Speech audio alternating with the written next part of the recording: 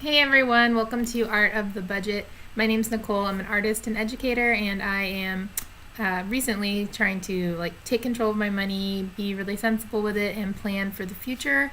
We're doing a weekly budget check-in, and just putting some of my transactions or all of my transactions for the week into my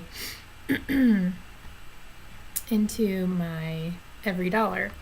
So I do use f.i.r.e, which is I use the free version, and this is Dave Ramsey's online software that you can use for your budget.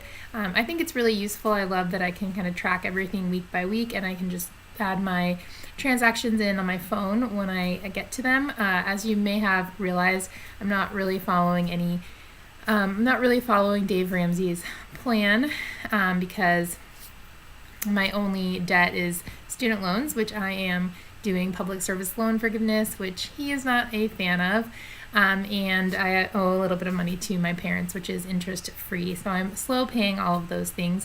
But obviously, I think there's a lot of value in his plan and his book. So definitely check those out. I've also read a lot of Susie Orman, and I think that there's a lot of really good stuff there. Women and Money is great. Money and Women and Money is a great starter.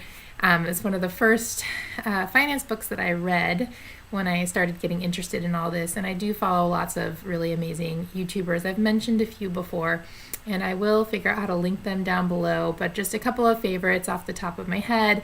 Ash Cash Budget is somebody who's definitely following the Dave Ramsey plan, paying back a lot of debt on a low income, and I just really enjoy her videos and her check-ins. And Budget Girl is another Dave Ramsey follower who is now debt-free, but it has a really comprehensive, huge list of videos that you can go back and watch, and her recent videos are really good too.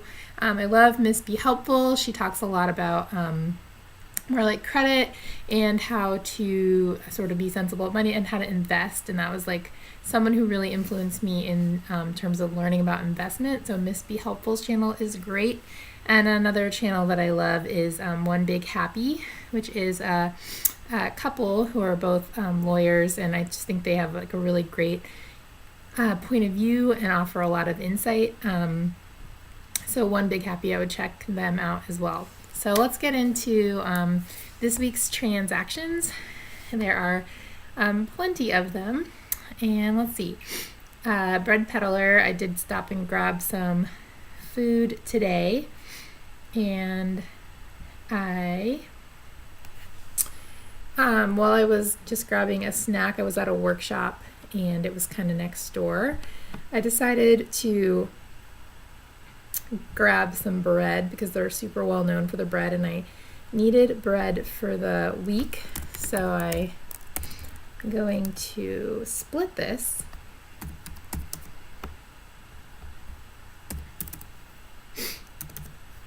Oops.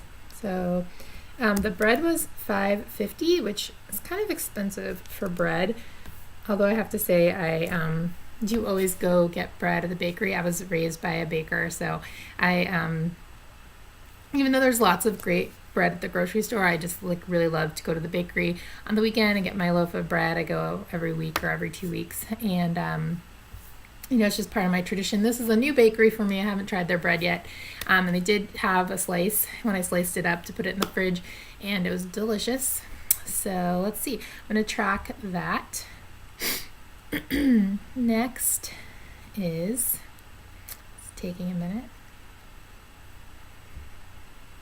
Okay. Next, I had to get some gas. So I will say that this is the first time in weeks I've gotten gas. It's the first time in November, and it was on the 15th, I believe, or the 16th. And I think I hadn't gotten gas since October 20th or something. So that was pretty cool. Although my tank was very close to empty, so I definitely won't, well, there's a good chance I'll use all of my $100. So yeah, my gas transaction was $47.68, which is about half of my budget. I don't think that I've actually ever put that much gas in my car, so yeah, I tripped I zero out the tripometer every time I get gas. And so I must have been using a lot of the heat or driving a lot of city miles, something that used more gas, because I was not near the mileage I usually get, but I put a lot more gallons of gas in my car. So that was interesting. Or like a couple more gallons, but more than usual. Okay, so $8.69 for Hulu, which goes under entertainment for me. And Nam Nam, that's a Vietnamese restaurant. On Fridays I work all day and then I go and teach a class at night. And I stopped to get some dinner. I got a banh mi sandwich and a hum bao pork bun, and that was $11.53 including tip. It's just a little like sandwich shop place, and it's so good. So that's gonna go under restaurants. Next, I paid my rent. So I have this online bank called Simple, which I will put a link down below if anyone's interested. It's pretty great. It's all online. You can just do direct deposit. You don't get a checkbook, but you can actually send checks, and that's what I do. I send a check for my rent, so I can schedule it to arrive like the last day or two of the month. And the cool thing is that they offer. Let me go back to where that goes. The cool thing about Simple is that they now offer on your savings account, if you have a minimum of $2,000, which is not a minimum that people usually have. I personally, until I started really paying attention to my money, I never had that much money in the bank. But if you have $2,000 in your savings account, they give you 2% interest, which is pretty great. I think it's the highest. Last time I checked, it's the highest, but they do require that minimum. But I will put a link down below if I can kind of figure out how to do that. And then the other cool thing about Simple is you can set up, they have a couple different things that you can set up, goals and funds. And I have set up for renter's insurance, I paid it all this month, or I paid it all for the year in September, and now I have in every dollar it's a fund, but also in my bank it's a expense, or it's kind of the same as a fund, but basically every month after the first of the month you can tell it when to do it. It will pull this money aside, and it's just going to hold it in a separate little, it's not exactly a bank account, but a separate little spot until next year when I need it, and all $66 will be sitting there. So I've created a fund for that, and I've also created, so you guys remember I paid my my registration this month, and then I've also created a fund here in every dollar, and then an expense in my bank account. So again, in a year that will just be sitting there waiting for me. And I set that up to start December 1st. So because I already paid for this month, so starting December 1st, it will take it out, and at the end of the year, it'll be ready to go. Okay, so go back up to my housing stuff, and my Verizon bill came out and it was $87.32. Remember, it was about $15 more this month because I was traveling in October and I did go over data. Again, that doesn't happen very often. Typically, I'm in Wi-Fi all the time, and so I don't choose to pay for such a large plan. But when I travel, occasionally, if I'm needing to use maps or whatever a lot, it will go over.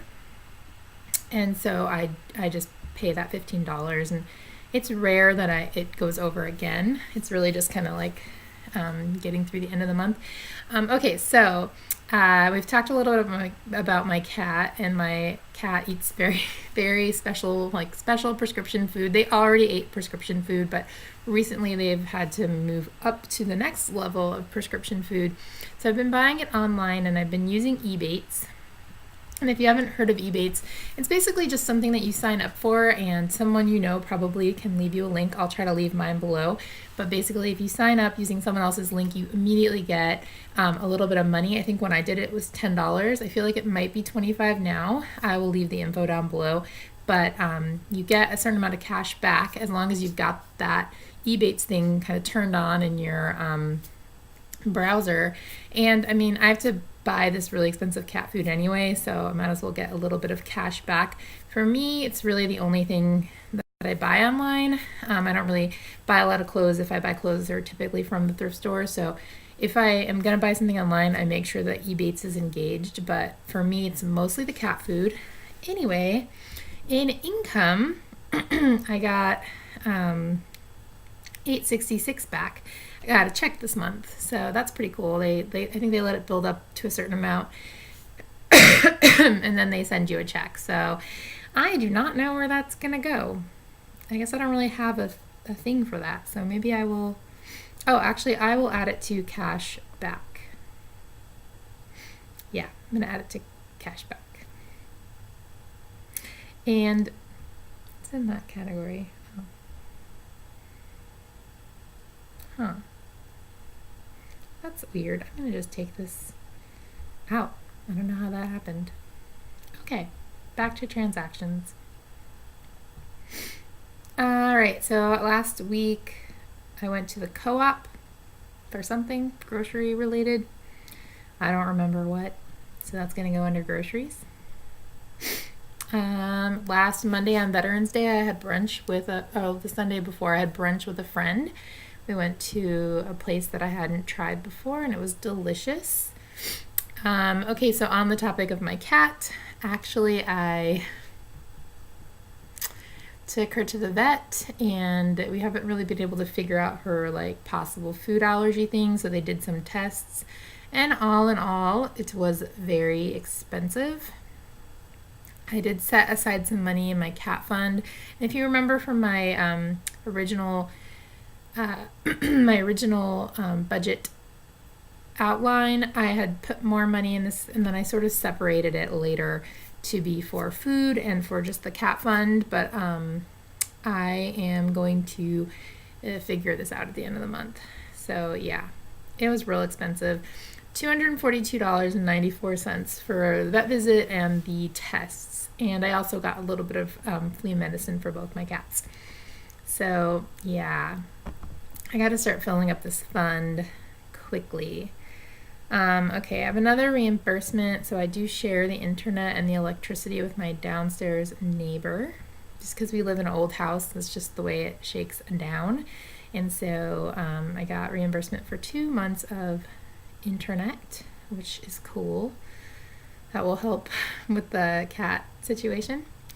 I also went to the thrift store. I was really trying to stay away because I'm a little addicted to thrift store shopping sometimes, but I could not, and I actually found this super sweet vintage Pendleton 100% wool jacket. It was kind of like a bomber varsity style jacket, and it's really cute, really sweet. I think I'm going to see if I can incorporate it into my wardrobe, and if I can't, I will probably resell it. It was $50, but they were having a sale that day for 40% off all clothes and accessories, so I bought it for $32.97.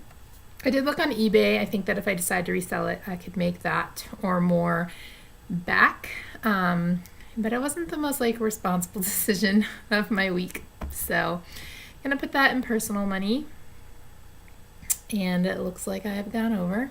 So I will. So yeah, I'm a flawed, imperfect human. I'm gonna figure that out. And last but not least, this is grocery shopping from last week. Grocery outlet for $34.35. So yeah, and I have not grocery shopped for this month left, but it looks like I've got about $75 left for the rest of the month, so I'm just gonna be careful and portion that out. We'll see what happens. We've got some red going on. Hopefully once everything gets reconciled at the end of the month, it'll be okay. I am definitely trying to stay on track. But yeah, that was my transaction list for the week, and I will see you again in another week.